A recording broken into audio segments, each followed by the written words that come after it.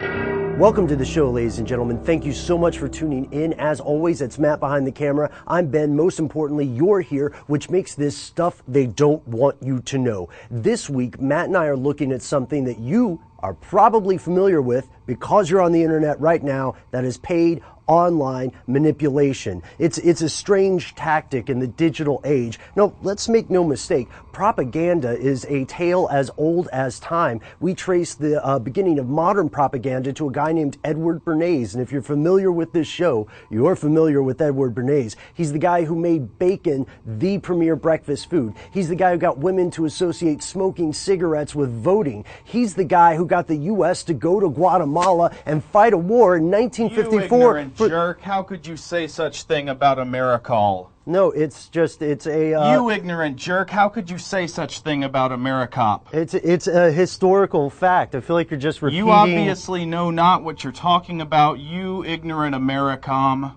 Americom? And scene. Ladies and gentlemen, we'd like to welcome on the show our surprise special guest, Joe McCormick, good friend of mine. Hi. Staff writer and co-host of both Forward Thinking and Stuff to Blow Your Mind. Thanks for coming, Joe. Thanks for having me. This is one of my favorite subjects in the digital age. These weird, creepy people online who want to mess with our minds and put ideas deep inside us. Today, we're here to talk about 5 things that online manipulators don't want you to know. Thing the first, not all online manipulators are created equal. We want to distinguish a few key terms here. Sock puppets, meat puppets, bots, and what's known as astroturfing. So let's take a look at sock puppets. Imagine there is a ruler of a country who has recently come to power through a coup d'etat, and he wants his new regime to seem popular with the base. Let's call him Vlad the Impaler. So Vlad goes on to a bunch of different news websites and creates 700 different accounts for commenting on the articles on those sites. Now they're all run by Vlad. He gets up early every day to make time to leave 700 different comments, all saying how merciful he is, how wonderful he is, how really the old regime wasn't so great, and Vlad gets a good ego boost from this. So in this case, Vlad's 700 different accounts would all be sock puppet accounts. They're like a sock puppet, talking for you, but ostensibly somebody else. The following are the reasons I'm reporting your burrito stand to the Better Business Bureau. Number 1, the burrito is not as big as it was in the picture. Number 2, it was full of caltrops. There were at least 5 caltrops in the burrito when I got it home.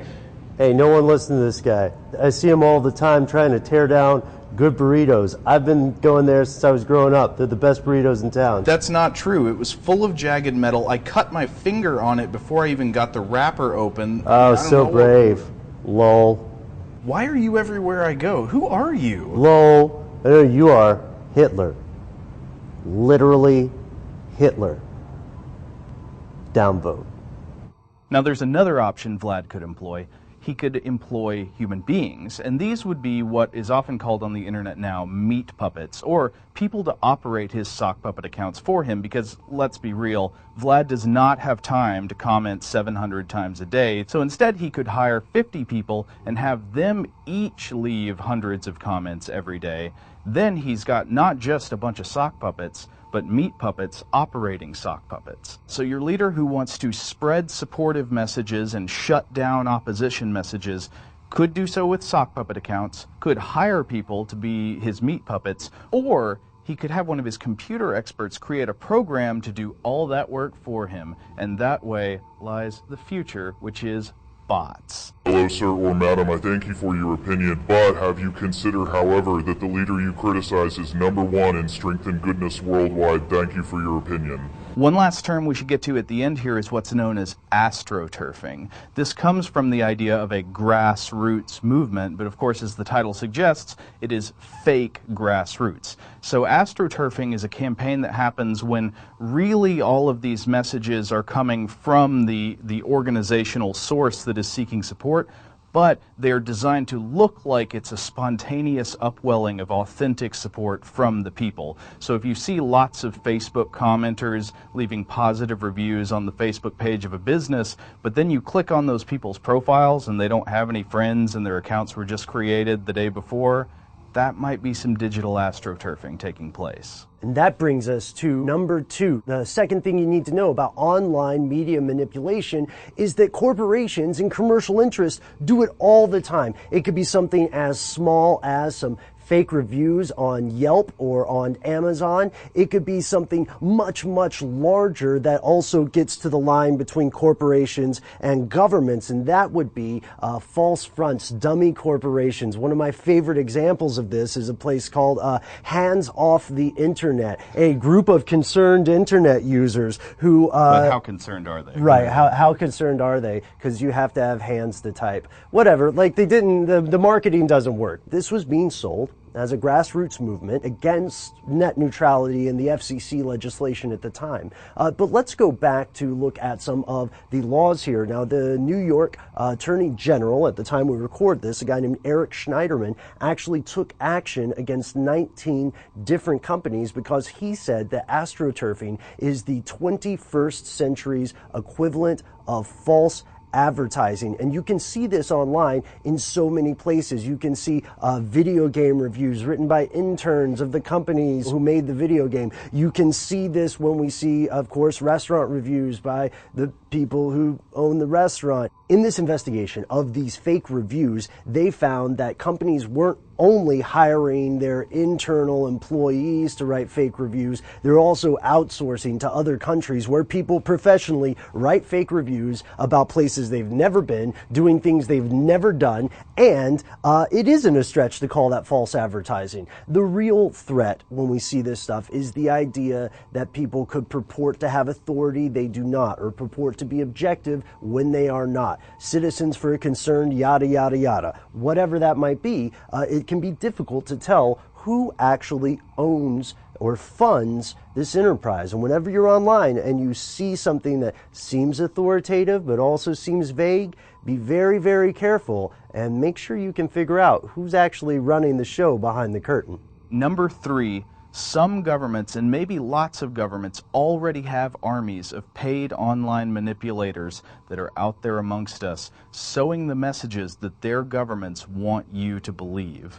Now, one great example of this would be the chronicle that we've seen coming out of Russia. In 2014, a hacker group calling itself Anonymous International released a batch of documents including stolen emails between Russian officials that seemed to indicate the Kremlin was funding paid online manipulation tactics, including leaving blog posts and comments all over Russian language social media and the Russian language blog networks, and on English-speaking sites such as the Huffington Post, Fox News, Politico, The Blaze, and WorldNet Daily. Now, you may have encountered some of these paid online manipulators yourself. Say, for example, if you were reading an article about the 2015 assassination of the Russian dissident Boris Nemtsov, or if you were reading, say, about the 2014-2015 conflict between Russia and the Ukraine, it's very likely you saw this strange, sudden outpouring of pro-Putin, pro-Kremlin, anti-US, pro-Russian comments in the comments section. And if you follow through on many of these accounts, you would find strange features in common to them, like many of them are going to lack a personal photo, lack personal statements or biographical information, and lack an extensive posting history. One particular Russian agency suspected of trafficking in online manipulations is the St. Petersburg-based Internet Research Agency, which was profiled extensively in a June 2015 New York Times article. In that article, one former employee of this agency explained her daily grind, which was in the morning she would get into work and she would be fed a list of themes and ideas to promulgate throughout the day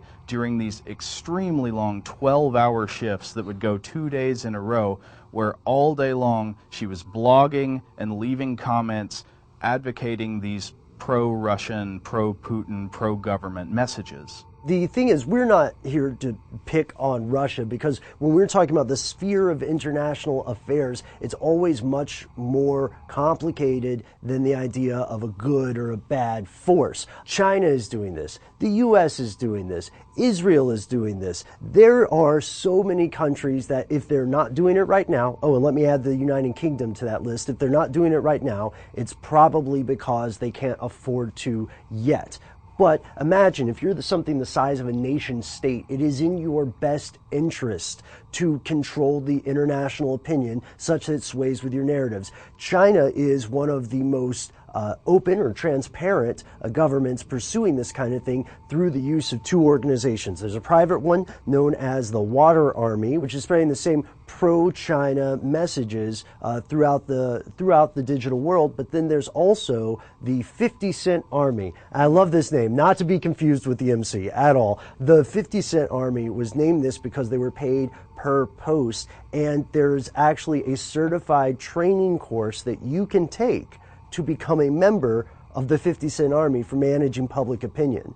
That's how unsecret this is. However, we should point out that in this sphere, it's a little bit different because a lot of that commenting, a lot of that internet work is based on quelling domestic unrest and diverting conversations about Taiwan, about various different anti-PRC or anti-China sentiments. Israel also has a very public profile with a lot of support from the government for these kind of campaigns, but in Israel it's marketed more as fighting against anti-Israel comments rather than propagating the narrative, which is the approach that other countries have taken. And then there's the United Kingdom and JTRIG, the Joint Threat Research Intelligence Group. They have been doing some real sci-fi James Bond stuff with their surveillance techniques. They've been able to not only manipulate online polls, that was one of the big things they wanted to do, but they've also weaponized some of this stuff to the point where they could find one of my accounts, one of your accounts, you, Matt, you watching, maybe even working for JTRIG, they could find one of these accounts and they could have this person seemingly saying stuff that they would never say. This is where we get into number 4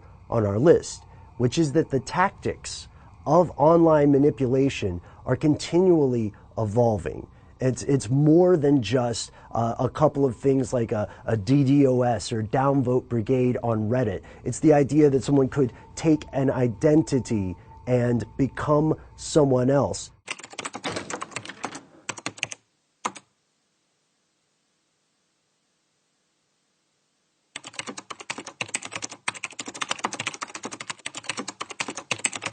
And these people, when they start using these accounts, when the humans actually are touching them, these accounts come kind of pre-aged. There already is somebody with a posting history. And that's only one of the pieces of software in play. There's another thing called Megaphone, which sort of aggregates the idea of brigading or the idea of having an entire crowd of people come in to stuff a ballot, to downvote. And it makes it very easy. If you have Megaphone on your computer, then you could just click on it and then it would take you to the poll and you would show up on the website and automatically vote the way you were supposed to vote.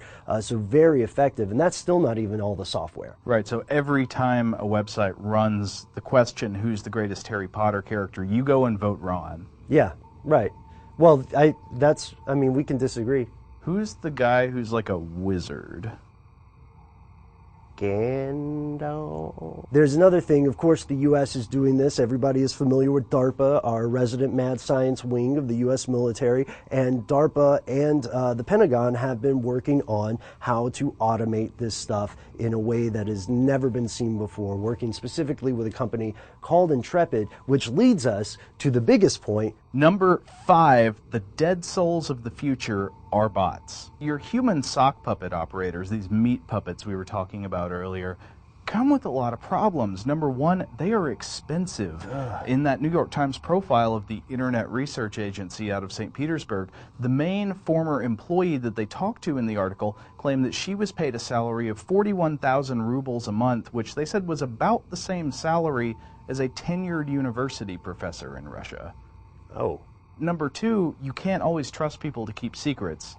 Robots keep secrets. People don't. You can get them to sign a non-disclosure agreement, but as many former employees of these projects have done, they can leak information. And then third, sometimes humans are kind of bad at this job.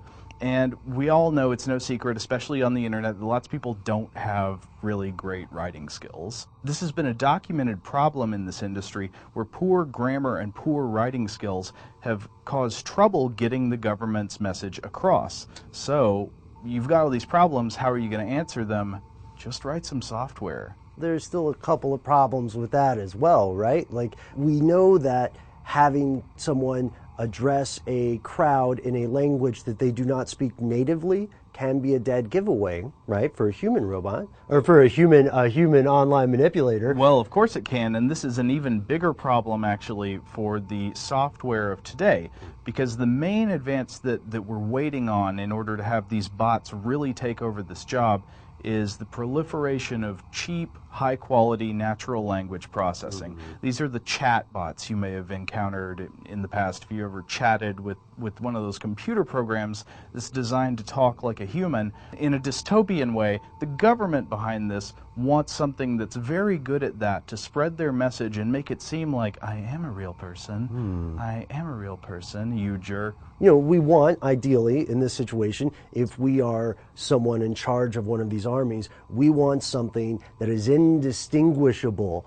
from Jane and John Q. Public, wherever they may live. Right, and this is not that far off, in my opinion. In 2013, the web company Incapsula did a study where they estimated that already in 2013, 61.5% of all web traffic was bot traffic. Now that's for lots of different reasons. It might involve search engines cataloging what's out there on the web, but then it also might be link spamming and people trying to distribute malware and all kinds of other nefarious schemes that people use bots to crawl the web for. But it doesn't stop at web traffic. If you are on Twitter, you probably have some followers who are kind of like dead souls. They don't say much original. Their picture looks like something stolen from a stock photo website. There's just nothing much there, and yet they're doing something online. Maybe they're retweeting Arby's coupons. The internet analyst Lawrence Alexander wrote a post for a website called Global Voices Online, where he claimed he had used open source software tools to determine that a lot of these Twitter users just retweeting all of these pro-Kremlin messages and pro-Russian messages were in fact not even real humans, but they were operated by software. Now I have to ask you this, Joe, and you as well, listeners. Should we discriminate against bots? Will we be on the wrong side of history for differentiating between real people and artificial intelligence? I mean, probably once it gets more sophisticated. I'm just having some fun with that. Fortunately, we won't be alive to regret it. Well, you know, I think I've got some ambitions. Matt, what do you think? You're going to be alive when we have this argument about AI in Supreme Court? No. No? Charred corpses all. Charred corpses all. Well, on that note, Joe, thank you so much for coming. Thank you for having me. I've had a great time. Yeah, guys, if you'd like much more information about this, check out our audio podcast we have coming out this week, featuring you're going to be on that one as well, right, Joe? Yeah. I'm looking Not a forward to bot. it. No. Definitely you. Nope. So we hope you enjoyed this video. Like and subscribe. And we have a question that we cooked up for you. Let us know in the comments. Can you prove that you're not a bot? How could you say that, you AmeriCop? It's just a historical fact. Damn it. Tough guy on the internet, huh? Lol. Hitler. You're literally Hitler.